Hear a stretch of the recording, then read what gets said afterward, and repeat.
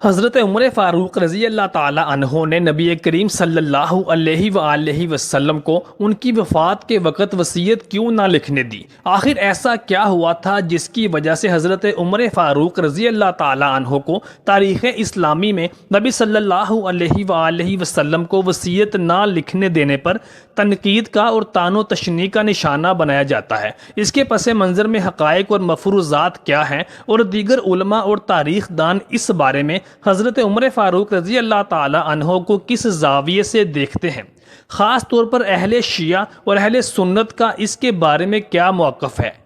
یہ واقعہ ہے جب نبی کریم صلی اللہ علیہ وآلہ وسلم کا مرض شدت اختیار کر گیا تو آپ نے اپنے پاس جمع صحابہ کرام رضوان اللہ علیہ اجمعین سے ارشاد فرمایا کہ کرتاس یعنی قلم یا کوئی لکھنے والی چیز لاؤ، میں تمہیں ایسی چیز لکھ دوں جس کے بعد تم گمراہ نہیں ہوگے۔ نبی کریم صلی اللہ علیہ وآلہ وسلم کی اس بات پر صحابہ کرام علیہ اجمعین کے درمیان اختلاف اور تنازع ہوا، اور کہ نبی کریم صلی اللہ علیہ وآلہ وسلم کی حالت کے پیش نظر ان کو اس زحمت میں ڈالنا چاہیے یا نہیں۔ بعض صحابہ کرام نے نبی کریم صلی اللہ علیہ وآلہ وسلم کو اس زحمت میں نہیں ڈالنا چاہتے تھے، اور بعض صحابہ کرام کا کہنا تھا کہ نبی صلی اللہ علیہ وآلہ وسلم کے فرامین کو نقل ضرور کرنا چاہیے کہ وہ کیا کہنا چاہتے ہیں۔ صحابہ کرام علیہ السلام کی یہ دونوں گروہ اپنی اپنی جگہ پر درست تھے، کسی کو بھی غلط کہنا مناسب نہیں۔ خیر، جب مباحثہ شدت اختیار کر گیا،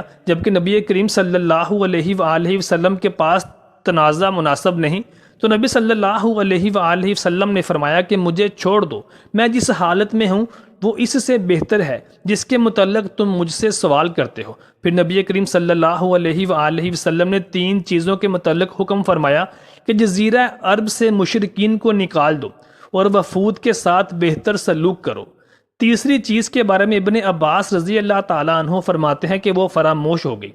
اللہ کی کرنی یہ ہوئی کہ اسی روز آپ صلی اللہ علیہ وآلہ وسلم کی طبیعت مبارک سنبھل گئی، تو آپ صلی اللہ علیہ وآلہ وسلم نے ایک خطبہ ارشاد فرمایا اور اس میں متعدد اہم امور ارشاد فرمائے۔ اب یہاں پر سوال یہ پیدا ہوتا ہے کہ اگر حضور صلی اللہ علیہ وآلہ وسلم اس دن قلم کے ذریعے خلافت حضرت علی یا کسی بھی دوسری چیز کے متعلق کوئی دستاویز لکھوانا چاہتے تھے تو حضرت عمر فاروق رضی اللہ تعالی عنہ نے قلم نہ دیا، تو آپ صلی اللہ علیہ وآلہ وسلم اس خطبے میں اس کا اعلان کیوں نہ فرمایا؟ آپ صلی اللہ علیہ وآلہ وسلم نے اس دن قلم کا مطالبہ فرمایا، اور اس کے بعد تقریباً 4 دن تک نبی کریم صلی اللہ علیہ وآلہ وسلم بقید حیات رہے، اور آئندہ سوموار کو انتقال فرما کر رفیق اعلیٰ سے جا ملے۔ سوال یہ ہے کہ ان 4 دنوں میں لوگ کبھی نہ کبھی تو آپ صلی اللہ علیہ وآلہ وسلم سے الگ ہوئے ہوں گے، اور آپ صلی اللہ علیہ وآلہ وسلم کو تخلیہ اور تنہائی کے مواقع بھی میسر آئے ہوں گے۔ تو ان اوقات میں نبی کریم صلی اللہ علیہ وآلہ وسلم نے خلافت علی علیہ السلام کی وہ تحریر کیوں نہ لکھوائی، یا جو بھی چیز آپ صلی اللہ علیہ وآلہ وسلم امت کو بتانا چاہتے تھے وہ کیوں نہ بتائی، اور اس مسئلہ کو کنارے کیوں نہ لگایا؟ اگر نبی کریم صلی اللہ علیہ وآلہ وسلم کا کسی واجب امر جس کے بغیر کوئی چارہ نہ تھا کہ لکھوانے کا ارادہ ہوتا، تو نبی کریم صلی اللہ علیہ وآلہ وسلم لوگوں کے باہمی اختلاف اور شور کرنے کی وجہ سے اسے ترک نہیں فرما سکتے تھے، کیونکہ اللہ تعالیٰ نے فرمایا کہ تمہارے رب کی طرف سے جو چیز تمہاری طرف نازل کی گئی ہے اس کو پہچانیے۔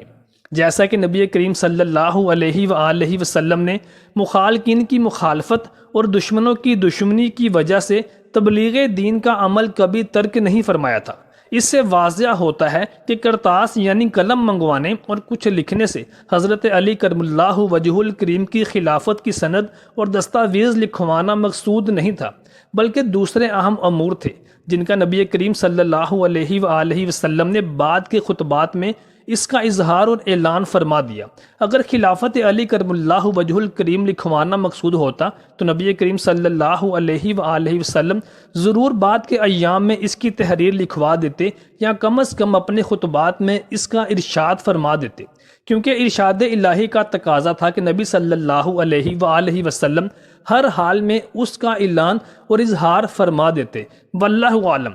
جس طرح نبی کریم صلی اللہ علیہ وآلہ وسلم کے کرتاس کے مطالبہ پر حضرت عمر فاروق رضی اللہ تعالی عنہ نے نبی صلی اللہ علیہ وآلہ وسلم کی تکلیف کے پیش نظر نبی کریم صلی اللہ علیہ وآلہ وسلم کو زحمت سے بچانے کے لیے کرتاس دینے کی ضرورت نہیں سمجھی۔ اسی طرح مولا کائنات حضرت علی رضی اللہ تعالی عنہ نے بھی حضور صلی اللہ علیہ وآلہ وسلم کو کرتاس نہ دینے کا عمل دہرایا۔ حضرت علی ابن ابی طالب کرم اللہ وجہ الکریم رضی اللہ تعالی عنہ فرماتے ہیں کہ مرض وفات کے دوران ایک مرتبہ نبی صلی اللہ علیہ وآلہ وسلم نے مجھے تب کرتاس لانے کے لیے ارشاد فرمایا تاکہ میں اس میں وہ بات تحریر کر دوں جس سے امت آپ کے بعد گمراہی میں نہ پڑے۔ حضرت علی رضی اللہ تعالیٰ عنہ فرماتے ہیں کہ نبی صلی اللہ علیہ وآلہ وسلم کی طبیعت کی پریشانی دیکھ کر مجھے خوف ہوا کہ کہیں آپ صلی اللہ علیہ وآلہ وسلم کا میری عدم موجودگی میں انتقال نہ ہو جائے، تو میں نے عرض کیا کہ آپ حضور ارشاد فرمائیں، میں اس فرمان کو محفوظ کروں گا اور نگاہ میں رکھوں گا۔ تو نبی کریم صلی اللہ علیہ وآلہ وسلم نے نماز، زکوٰۃ کی ادائیگی، غلاموں، لونڈیوں کے بارے میں نیک سلوک کی وصیت فرمائی۔ عزیزان گرامی، اس روایت سے بخوبی واضح ہوتا ہے کہ جو کام کرتاس نہ دینے کا حضرت عمر فاروق رضی اللہ تعالی عنہ نے کیا تھا، ٹھیک وہی فعل حضرت علی کرم اللہ وجہ الکریم نے بھی کیا تھا۔ اگر اس کی وجہ سے حضرت علی کو مطعون قرار نہیں دیا جاتا تو حضرت عمر فاروق رضی اللہ تعالی عنہ پر اس کی وجہ سے کیوں طعن و تشنیع کیا جاتا ہے؟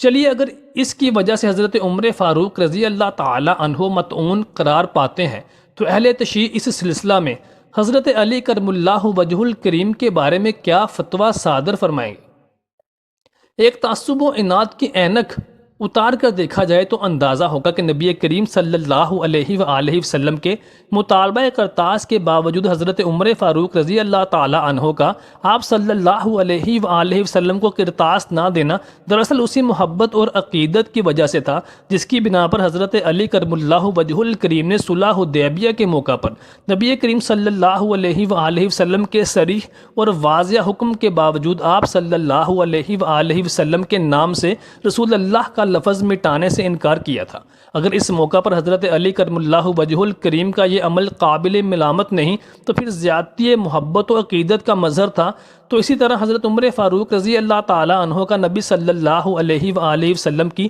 تکلیف کی شدت میں آپ صلی اللہ علیہ وآلہ وسلم کو راحت پہنچانا کیوں کر باعث طعن و تشنیع ہے۔ اس سب سے ہٹ کر نبی کریم صلی اللہ علیہ وآلہ وسلم کا واقعہ کرتاس کے بعد حضرت ابو بکر صدیق رضی اللہ تعالی عنہ کا امامت نماز کروانے کے لیے حکم دینا اور یہ فرمانا کہ اللہ تعالیٰ اور اہل ایمان ابو بکر کے سوا سب کا انکار کرتے ہیں، کیا اس کی واضح دلیل نہیں کہ نبی کریم صلی اللہ علیہ وآلہ وسلم کا کرتاس کا مطالبہ کرنا خلافت علی رضی اللہ تعالی عنہ کی دستاویز لکھوانے کے لیے نہیں تھا؟ اب چونکہ اس سارے واقعہ کا محور و مرکز حضرت عمر فاروق رضی اللہ تعالی عنہ کی ذات مبارک ہے، اس لیے شیعہ علماء نے اس کے بارے میں نہایت متضاد اور متصادم رائے اور مفروضات بیان کیے ہیں۔ بعض شیعہ علماء کے مطابق پیغمبر اکرم صلی اللہ علیہ وآلہ وسلم کا اپنی وصیت کو تکمیل کرنے سے باز رہنے کی علت اور دلیل وہی گفتگو تھی جو آپ صلی اللہ علیہ وسلم کے سامنے ہوئی تھی، کیونکہ اب اس گفتگو کے بعد ظاہراً اس وصیت کی کوئی حیثیت نہیں تھی سوائے اس کے کہ حضور اکرم صلی اللہ علیہ وآلہ وسلم کی وفات کے بعد امت میں اختلاف کا باعث بن جائے۔ اس صورتحال میں اگر پیغمبر اکرم صلی اللہ علیہ وسلم لکھ بھی دیتے تو لوگ یہی کہتے کہ یہ تو پیغمبر اکرم صلی اللہ علیہ وسلم نے نزع کے عالم میں اور بے ہوشی کے عالم میں لکھوایا ہے اور اس وصیت پر عمل کرنا امت پر واجب نہیں۔ ان شیعہ علماء سے یہ سوال ہے کہ جب یہی فعل حضرت علی کرم اللہ وجہ الکریم نے کیا اور نبی کریم صلی اللہ علیہ وآلہ وسلم کو کرتاس مہیا نہ کیا تو مولا علی رضی اللہ تعالی عنہ کے اس فعل کو وہ کس زاویے سے دیکھیں گے اور اس کے بارے میں کیا کہیں گے؟ حالانکہ اس روایت کے راوی خود حضرت علی کرم اللہ وجہ الکریم رضی اللہ تعالی عنہ ہی ہیں اور وہ خود بیان کرتے ہیں کہ نبی کریم صلی اللہ علیہ وآلہ وسلم نے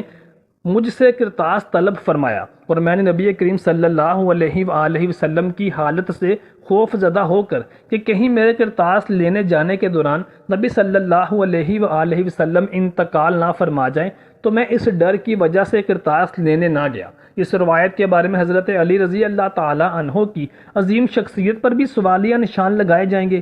اب اہل تشیع اور اہل سنت کے علماء کرام اور تاریخ دانوں کا اس واقعہ کے بارے میں کیا موقف ہے وہ سنتے ہیں۔ علماء شیعہ اس واقعہ کو مصیبت عظمیٰ سے تعبیر کرتے ہیں،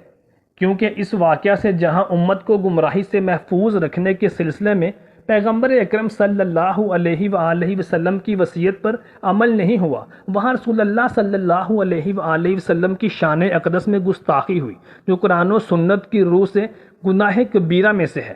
تاریخ خلافت اہل سنت کے بعض منابع میں بھی آیا ہے کہ ابن عباس رضی اللہ تعالیٰ عنہ اس واقعہ کو، جس میں رسول اللہ صلی اللہ علیہ وآلہ وسلم کی امت کو گمراہی سے محفوظ رکھنے کے حوالے سے لکھی جانے والی وصیت کو مکمل نہیں ہونے دیا، عظیم مصیبت سے تعبیر کرتے ہوئے گریہ کرتے تھے۔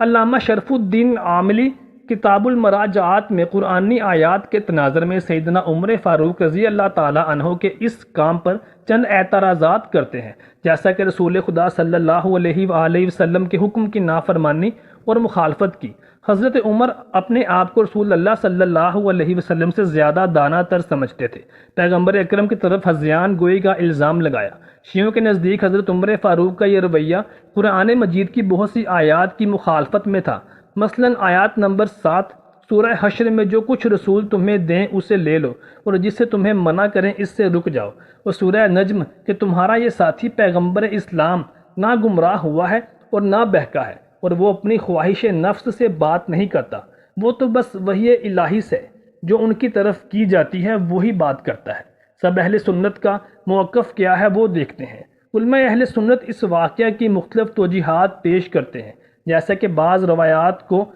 کہتی ہیں کہ اس واقعہ کو صحیح بخاری اور صحیح مسلم میں ذکر ہونے کے باوجود کچھ اہل سنت اسے ضعیف اور غیر معتبر سمجھتے ہیں۔ بعض اس حدیث کا ایک اور معنی ذکر کرتے ہیں، مثلاً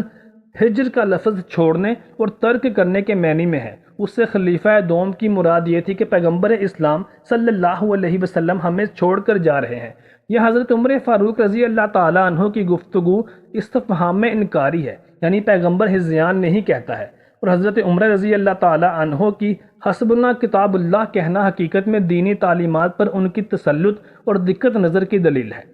بعض مواخذوں کے مطابق پیغمبر اکرم صلی اللہ علیہ وسلم کو اس کام سے منع کرنے والا ایک شخص نہیں تھا، بلکہ کئی افراد مراد ہیں۔ ان تمام حالات کے پیش نظر سمجھ اور عقل میں تو یہی آتا ہے کہ حضرت عمر فاروق رضی اللہ تعالیٰ عنہ نے اگر یہ فعل کیا تو اس کے پیچھے ان کے نبی صلی اللہ علیہ وآلہ وسلم سے بے پناہ محبت اور عقیدت تھی کہ نبی کریم صلی اللہ علیہ وآلہ وسلم کو ان کے اس تکلیف کے عالم میں مزید تکلیف سے بچانا چاہتے تھے۔ نبی کریم صلی اللہ علیہ وآلہ وسلم کی راحت اور ان کے آرام کے پیش نظر آپ صلی اللہ علیہ وآلہ وسلم کو کرتاس مہیا نہ کیا گیا۔ علامہ ابن جوزی اور ابن سیوطی لکھتے ہیں کہ حضرت عمر فاروق رضی اللہ تعالیٰ عنہ اس فعل میں اکیلے نہ تھے، بلکہ ان کے ساتھ صحابہ کرام علیہ السلام کی ایک جماعت تھی۔ اس لیے حضرت عمر فاروق رضی اللہ تعالیٰ عنہ کی ذات اقدس کو تنقید کا اور تان و تشنیع کا نشانہ بنانا ناانصافی پر مبنی ہے۔ محترم ساتھیو، آپ سے گزارش ہے کہ ہمارے چینل کو سبسکرائب کیجئے